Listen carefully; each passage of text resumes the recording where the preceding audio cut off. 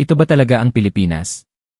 Isang bansang malinis, walang kahit isang pirasong basura sa daan, kung saan ang disiplina ay tila nakaukit na sa bawat hininga ng mga mamamayan.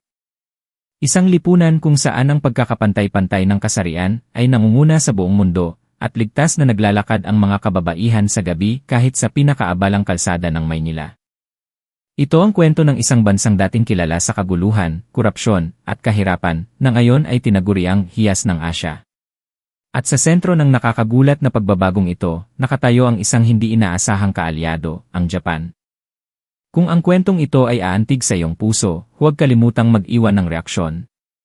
Ang inyong interes ang aking lakas. Simulan na natin. Nakaupo ako sa malamig na conference room ng NIA International Department sa London.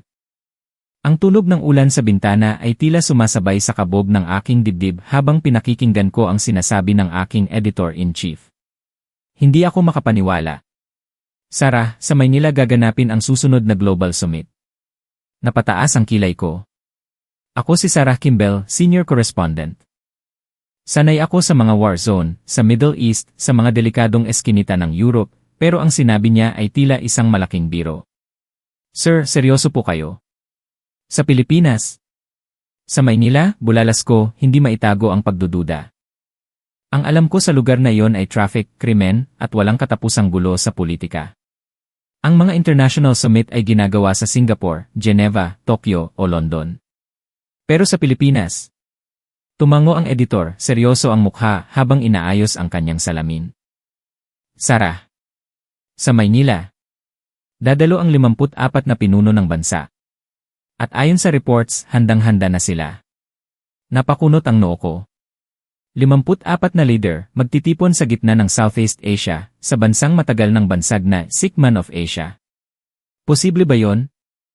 Sa pagkakarinig ko pa lang sa pangalang Pilipinas, naalala ko ang mga lumang balita, ang mga bagyo, ang mga labanan sa Mindanao, ang war on drugs na kumitil ng libu-libong buhay, ang korupsyon na tila kanser na kumakain sa lipunan. Ang imahe ng Maynila sa isip ko ay usok, ingay ng mga busina, mga batang lansangan na kumakatok sa bintana ng taxi, at mga kalsadang lubak-lubak. Paano magiging host ng ganito kalaking event ang bansang iyon? Sarah, putol ng editor sa aking pag-isip. May inilapag siyang folder sa mesa. Ligtas na raw doon. Sa katunayan, isa na ito sa pinaka-stable na bansa sa rehiyon ngayon. Kaya nga ito ang napili. Binuklat ko ang folder. Mga litrato ng malilinis na kalsada, modernong gusali, at mga nakangiting tao. Pero hindi maalis ang kaba sa dibdib ko. Sir, sigurado ba kayo? Alam nating lahat ang kasaysayan nila. Ang mga kudeta, ang kahirapan. Kaya nga ikaw ang ipapadala ko, biglang sabi niya na parang naghulog ng bomba. Gusto kong ikaw ang mag-cover. Pero hindi lang basta coverage ng summit. Hanapin mo ang totoong kwento. Hanapin mo kung bakit at paano nagbago ang Pilipinas. May kakaibang nangyayari doon na hindi nakikita ng iba. Ako? Sa Pilipinas? Napalunok ako. Pero bilang mamamahayag, hindi ako pwedeng tumanggi. Okay, sir. Gagawin ko. Nang gabing iyon, habang nag-research ako. Halos lahat ng lumalabas sa internet ay mga lumang balita ng trahedya at kahirapan. Ang mga bagong impormasyon ay kakaunti. Bumili ako ng gamot sa malaria, naghanda ng mga water purification tablet, at nagdala ng extra flashlight. Para akong pupunta sa Jera. Bago ako umalis, isang kasamahan ko ang nagbiro, ingat ka, Sarah. Baka hablutin ang kamera mo sa nlay pa lang. Dala ang kaba at pagdududa, sumakay ako ng eroplano patungong Maynila. Sa isip ko, isa itong assignment na kailangang tiisin. Hindi ko alam na ito pala ang magpapabago ng pananaw ko sa mundo. Paglapag ng eroplano sa Ninoy Aquino International Airport, inihanda ko ang sarili ko sa init at gulo. Inasahan ko ang mahabang pila, ang mga sigawan ng mga taxi driver, at ang amoy ng pawis at usok.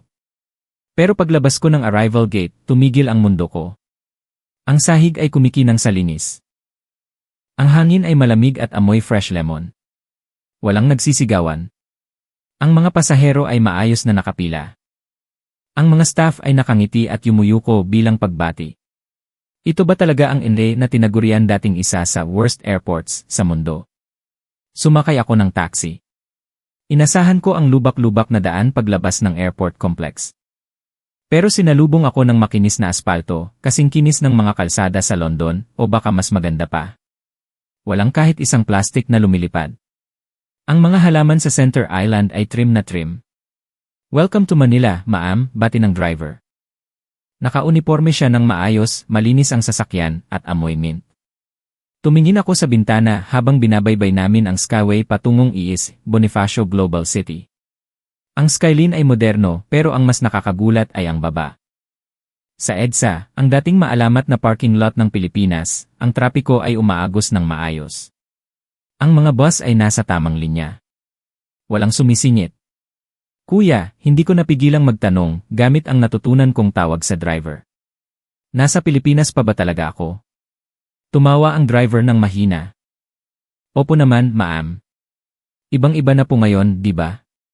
Nang makarating kami sa hotel sa GIS, lalo akong namangha. Ang mga tao sa bangketa, mga empleyado, estudyante ay disiplinado. Walang nagtatapon ng upos ng sigarilyo. Ang mga bata ay nakasuot ng malinis na uniforme. Ito ba ang bansang kinatatakutan ko? Ang imahinasyon kong Desperate Philippines ay walang bakas dito. Ang summit ay naging matagumpay. Ang PITS, Philippine International Convention Center, at ang mga bagong pasilidad sa Clark ay world-class. Pero pagkatapos ng formalidad, doon nagsimula ang tunay kong misyon. Nakilala ko si Johan, ang aking local guide. Nasa mid-negatibo 30 siya, matalino ang mata, at disente ang pananamit. Johan, sabi ko habang nagkakape kami sa isang cafe sa Makati na may view ng Ayala Avenue. Kailangan kong hanapin ang totoong istorya. Ang sabi ng editor ko, may something daw dito. Paano naging ganito ang Pilipinas? Mula sa gulo, paano kayo nakabangon ng ganito kabilis? Napangiti si Johan, isang ngiting may halong misteryo. Anong klaseng kwento ang hanap mo, Sarah? Yung totoo. Ang sikreto ng pagbabago. Sumeryoso ang mukha niya. Kung gayon, marami akong ipapakita sa'yo. Ang presidente namin at ang mga tao mismo ay may isang mantra ngayon, ang Pilipinas ay babangon. Ang Pilipinas ay magiging tulad ng Japan. Natigilan ako. Japan? Sagot ni Johan. Ang Japan din ay dumaan sa giyera, sa pagkawasak, sa matinding kahirapan. Pero tingnan mo sila ngayon. Iyon ang modelo namin. Parang may kuryenteng dumaloy sa akin. Japan. Ang bansang kilala sa disiplina at teknolohiya. Posible kayang ang bansang ito sa tropics ay sinusubukang maging Japan ng Southeast Asia. Johan, utos ko. Bukas, dalhin mo ako sa lahat ng sulok. Gusto kong makita ang impluwensya ng Japan dito. Hindi lang sa mga gusali kundi sa puso ng mga tao. Maghanda ka, Sarah, babala niya. Higit pa sa inaakala mo ang makikita mo. Kinabukasan, hindi na ako reporter na naghahanap lang ng headline. Ako ay isang investigador. Dinala ako ni Johan sa isang barangay sa Quezon City. Sabado noon. Inasahan ko ang ingay ng videoke o mga tambay na nag-inuman sa kanto. Pero iba ang naabutan ko. Tahimik ang paligid pero abala ang lahat. Ito pala ang araw ng Bayanihan Cleanup Drive. Pero hindi ito basta pagwawalis lang. Nakita ko ang mga lalaki, babae, matanda, at bata na may hawak na mga walis at sako. Ang mga kanal ay nililinis. Ang mga pader ay pinipinturahan. May sistema ang lahat. Ang tawag dito ay siso sa Japanese philosophy, paliwanag ni Johan. Sort, set in order, shine. Inadopt ng barangay na ito ang 5 na methodology ng Japan at isinanib sa ating tradisyonal na bayanihan. Lumapit ako sa isang grupo ng mga bata. Namumulot sila ng maliliit na kalat. Walang nag-uutos sa kanila. Kusa nilang ginagawa. Isang matandang lalaki ang nakaupo sa bench, tila nagbibigay ng payo sa mga kabataan tungkol sa tamang paghihiwalay ng basura. Sa community hall ng barangay may meeting. Isang lalaki ang nagsasalita sa harap ng whiteboard. Ang target natin ngayong buwan ay ayusin ang drainage system sa Purok 4. Gamit ang tulong teknikal mula sa JICA, Japan International Cooperation Agency, matatapos natin ito sa loob ng 2 linggo kung magtutulungan tayo. Nagsalita ang mga residente. Organisado. Walang sigawan. Bawat isa ay may tungkulin. Bumalik ako sa hotel ng gabing iyon at binuksan ang laptop ko. Nag-type ako sa search bar, Philippines-Japan Development Model. Bumaha ang mga resulta. YouTube videos ng mga documentary, mga speech ng presidente, mga blog ng international aid workers. Napagtanto ko na ang nakita ko sa barangay ay hindi isolated case. Ito ay isang pambansang kilusan. Ang gobyerno ng Pilipinas ay hindi lang tumatanggap ng pera mula sa Japan, inaaral nila ang ugali ng mga Hapon. Ang kasaysayan ng Japan noong 1906 ang pagbangon mula sa abo, ay siya ring kwento ng Pilipinas ngayon. Kinabukasan, pumunta kami sa probinsya. Laguna at Batangas.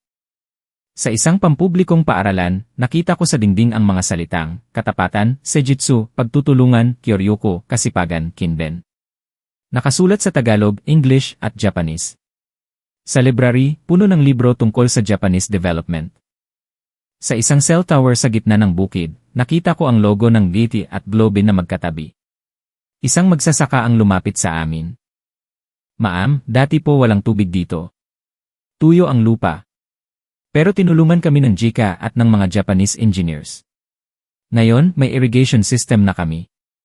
Hindi lang basta tubig ang binigay nila, tinuruan nila kaming mag-alaga ng sistema. Unti-unti kong naintindihan. Ang Pilipinas ay hindi lang gumagaya. Sila ay nagta-transform. Sinabi ni Johan habang nagmamaneho kami pabalik ng Maynila, sabi ng presidente, ang Pilipinas ang magiging Japan ng tropiko. Hindi ibig sabihin na magiging Hapon kami, kundi magkakaroon kami ng parehong puso para sa bayan. Sinulat ko sa aking notebook, ito ay hindi kwento ng tulong. Ito ay kwento ng paggising. Sa ikatlong araw, mas pumasok pa kami sa kaloob-looban ng sistema. Pumunta kami sa City Hall ng isang lungsod sa Metro Manila. Sa entrance pa lang, ramdam na ang kaibahan. Walang e-fixer. Walang pila na magulo. Digitalized ang lahat. Nakausap ko ang isang opisyal. Marami sa aming mga kawani ang ipinadala sa Japan para mag-training sa ilalim ng JICA at Japanese Local Government Center. Pagbalik nila, dala nila hindi lang skills, kundi yung work ethic. Bawal ang late. Bawal ang pwede na yan. Dapat pulido. Pumunta kami sa isang paaralan. In-interview ko ang isang 12 anyos na batang babae. Anong pangarap mo? Tanong ko. Sumagot siya ng diretsyo, gusto ko pong maging engineer.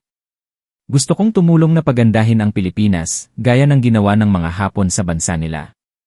Sabi po ng teacher namin, kung kaya nila, kaya rin natin. Napatulala ako. Ang lalim ng hugot ng batang ito. Sa probinsya ng Rizal, dinala ako ni Johan sa isang nayon na dati raw ay squatters area. Ngayon, isa na itong maayos na housing project. May water treatment facility na may tatak ng Japan Water Agency. Dati, nag-igib kami ng tubig 2 oras bawat araw, kwento ng isang nanay. Ngayon, buksan lang ang gripo, malinis na. Utang na loob namin ito sa mga Hapon na nagturo sa amin, pero kami na ang nagpapatakbo ngayon. Gabi na nang bumalik kami sa hotel. Pinanood ko ang speech ng presidente ng Pilipinas sa United Nations. Ang Pilipinas ay natuto sa formula ng pag-asa ng Japan. Hindi kami humihingi ng limos. Humihingi kami ng kaalaman. Tumingin ako sa labas ng bintana ng aking kwarto sa ISE. Ang mga ilaw ng lungsod ay parang mga bituin. Ang dating Gates of Hell, sabi nga ng isang nobela, ay naging pintuan ng pag-asa. Kinabukasan, mas lalo akong nagulat. Naglakad kami sa Quiapo at Divisoria, mga lugar na sa pagkakaalam ko ay sentro ng gulo. Pero malinis. Ang mga bangketa ay para sa tao, hindi sa vendors. Ang mga vendors ay may sariling designated areas, maayos ang mga paninda, at nakasuot ng disiplina, bulong ni Johan. Dati, akala ng mga tao imposible itong linisin. Pero nang makita nilang seryoso ang gobyerno at mismong mga opisyal ang nagwawalis, sumunod ang lahat. Kinagabihan, naglakad ako mag-isa sa Makati. 11:00 na ng gabi. May nakita akong babaeng naglalakad, may kausap sa cellphone, kampante. Walang takot. Sinubukan ko ring maglakad pabalik ng hotel. Ligtas. Ang presensya ng pulis ay hindi nakakatakot kundi nakakapanatag. Binasa ko ang report ng gobyerno, growth na 7.8% taon-taon. Corruption index bumaba ng drastiko. Literacy rate tumaas. At ang kababaihan. Sa Pilipinas, matagal nang mataas ang tingin sa kababaihan, pero ngayon, lalo pang tumibay. Ang daming babaeng CA, engineer at politiko. Sa Pilipinas, sabi ng isang babaeng nakausap ko sa palengke na may hawak na tablet para sa inventory niya, ang mahalaga ay galing, hindi kasarian. Sa ika-5 araw, dinala ako ni Johan sa Central Luzon. Sa gitna ng malawak na palayan sa Nueva Ecija. Dito ko nakita ang Philippine-Japan Center for Agricultural Modernization. High-tech ang farming. May sensor sa lupa. May drones na nag-spray ng pataba. Isang binata, graduate ng Los Banos at nag-aral sa Tokyo University of Agriculture, ang nagpaliwanag sa akin. Dati, gusto ng mga magsasaka na mag-abroad na lang ang mga anak nila. Ngayon, bumabalik ang mga kabataan sa bukid dahil nakikita nilang may pera at may dignidad sa pagsasaka. Itinuro sa amin ng Japan na ang agrikultura ay siyensya at negosyo. Hapon na nang makapanayam ko ang isang matandang leader ng kooperatiba. Isa siyang lola na nakaranas pa ng ikalawang digmaang pandaigdig. Noon, sabi niya na may garalgal sa boses, kaaway ang tingin namin sa mga hapon. Sinakop nila kami. Pero ngayon, sila ang nagturo sa amin kung paano bumangon. Ang Japan ay dumaan sa apoy. Kaya alam nila kung paano tulungan ang mga nasunugan. Ang Pilipinas ay natututo na. Hindi namin kinakalimutan ang nakaraan, pero ginagamit namin ito para sa kinabukasan. Napakabigat ng mga salitang iyon. Patawad at pag-asa. Kinabukasan, huling araw ko na. Puno na ang notebook ko. Pero may isa pang sorpresa. Isang bagyo ang namuo. Signal no 3. Karaniwan, ito ay senyales ng panik sa Pilipinas. Baha, brownout, gulo. Nasa isang coastal town kami sa Batangas nang humampas ang hangin at ulan. Kinabahan ako. Johan, kailangan na nating umalis. Pero kalmado si Johan. Huwag kang mag-alala, Sarah. Panoorin mo sila. Sa halip na magkagulo, ang mga tao ay kumilos ng parang isang well-oiled machine. May tunog ng sirena, hindi nakakatakot, kundi impormatibo. Pumunta ang mga tao sa designated evacuation centers, mga matitibay na gusali na itinayo gamit ang Japanese standards. Ang mga rescue teams ay kumpleto sa gamit. Ang mga bangka ay nakatali ng maayos. Walang nag-uunahan sa relief goods dahil nakapreposition na ang lahat. Disaster Risk Reduction Management, sabi ng local mayor na kasama namin sa command center. Tinuro ito ng JICA. Ang tawag nila ay Bosay. Handa kami bago pa dumating ang bagyo. Nang humupa ang bagyo kinabukasan, may mga nasira. May mga puno na natumba. Pero ang reaksyon ng mga tao ang nagpaiyak sa akin. Hindi sila nagmukmok. Agad silang lumabas na may mga walis at lagari. Ayusin na natin to, sigaw ng isang lalaki. Nagtulungan ang magkakapitbahay na ayusin ang mga bubong. Walang hinihintay na utos mula sa Maynila. Kusa silang kumikilos. Ito ang resilience na hinaluan ng efficiency. Bago ako umalis patungong airport, dumaan muna kami sa isang elementary school. Nakita ko ang mga bata na nag-aayos ng kanilang classroom na nabasa ng ulan. May nakadikit na poster sa pader, Ganbat Pilipinas. Laban Pilipinas. Isang bata ang nagtaas ng kamay nang tanungin ko kung ano ang gusto niyang sabihin sa mundo. Gusto ko pong sabihin na hindi na kami kawawa. Balang araw, kami naman ang tutulong sa iba, gaya ng pagtulong ng Japan sa amin. Doon, tumulo ang luha ko. Habang nasa eroplano ako pabalik ng London, sinimulan kong sulatin ang aking artikulo. Hindi ito basta report tungkol sa summit. Ang pamagat, ang pagbangon ng tigre, paano naging hapon ang puso ng Pilipinas. Sinulat ko, ang Pilipinas ay hindi na bansa ng mga biktima. Sila ay bansa ng mga mag-aaral na naging guro na rin sa kanilang sariling paraan. Ang Japan ay nagbigay ng sulo, at ginamit ng Pilipinas ang sulo na iyon para sindihan ang sarili nilang apoy. Pagdating ko sa London, nag-viral ang article. Maraming hindi naniwala noong una, pero dahil sa mga video at litrato, nabago ang tingin ng mundo sa Pilipinas. Ilang buwan nang lumipas, nakatanggap ako ng email mula kay Johan. Sarah, sabi sa email. May problema kami dito. Yung huling bagyo, medyo napinsala ang bagong library na tinatayo namin. At nagkakaroon ng debate ang mga matatanda at mga bata. Gusto ng mga bata, puro high-tech na Japanese style na. Gusto ng matatanda, panatilihin ang tradisyonal na Filipino design. Nagkakainitan. Napangiti ako pero nag-alala. Ang pagbabago ay hindi laging madali. Nagpasya ako. Babalik ako. Hindi bilang reporter, kundi bilang kaibigan. Paglapag ko ulit sa gahe, nandoon si Johan. Mas matanda tingnan pero andoon pa rin ang ngiti. Salamat sa pagpunta, Sarah, sabi niya. Pagdating namin sa nayon sa Batangas, ramdam ko ang tensyon. Sa community hall, nagdedebate ang mga tao. Tumayo ang isang binata, leader ng kabataan. Kailangan nating mag-move forward. Ang Japanese tech ang sagot. Bakit tayo babalik sa luma? Tumayo ang isang lola. Pero Pilipino tayo. Ang bahay kubo ay presko, ang kawayan ay matibay. Huwag nating kalimutan kung sino tayo habang ginagaya natin sila. Tumingin sa akin si Johan. Sarah, may masasabi ka ba? Tumayo ako. Lahat ay nakatingin sa akin. Ang dayuhang reporter na nagsulat ng kanilang kwento. Mga kaibigan, panimula ko sa wikang Ingles na isinalin ni Johan. Ang natutunan ko sa Japan, at ang nakita ko rito sa inyo, ay hindi ang pagtalikod sa nakaraan. Ang Japan ay napakamoderno, pero suot pa rin nila ang kimono, iniinom pa rin nila ang tsaa sa tradisyonal na paraan. Ang tagumpay ay ang pagyakap sa bago habang niyayakap ang luma. Tumahimik ang lahat. Ang ganda ng Pilipinas ay nasa puso ninyo, dagdag ko. Ang bayanihan ay inyo talaga. Ang kaizen ay dagdag lang. Pagsamahin nyo. Isang high-tech na bahay kubo. Bakit hindi? Dahan-dahang napangiti ang binata. Tumango ang lola. Nga naman, bulong ng lola. Pwedeng pagsamahin. Nang gabing iyon, nagkaroon ng fiesta ng kinabukasan. Nagsayaw ang mga matatanda ng pandanggo sa ilaw, habang ang mga kabataan ay nagdemo ng kanilang mga drones na may ilaw din, sumasabay sa sayaw. Isang napakagandang pagsasanib ng tradisyon at teknolohiya. Habang nakatingin ako sa bonfire, naisip ko, ang pag-asa ay hindi isang regalong ibinibigay.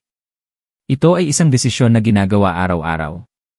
Bago ako umalis sa huling pagkakataon, may inabot sa akin ang mga bata. 1,000 origami cranes, mga papel na ibon. Kulay asul, pula, puti at dilaw. Kulay ng watawat ng Pilipinas. Para sa iyo ito, Ate Sarah, sabi ng batang babaeng gustong maging engineer. Salamat sa paniniwala sa amin. Umuwi ako sa London na dala ang mga papel na ibon. Ang kwento ng Pilipinas ay hindi pa tapos. Pero alam ko na ang ending. Maganda ito. Dahil ang bansang ito, sa tulong ng isang tapat na kaibigan tulad ng Japan, ay natutong lumipad ng sarili nitong pakpak. At iyon ang kwentong hinding-hindi ko makakalimutan.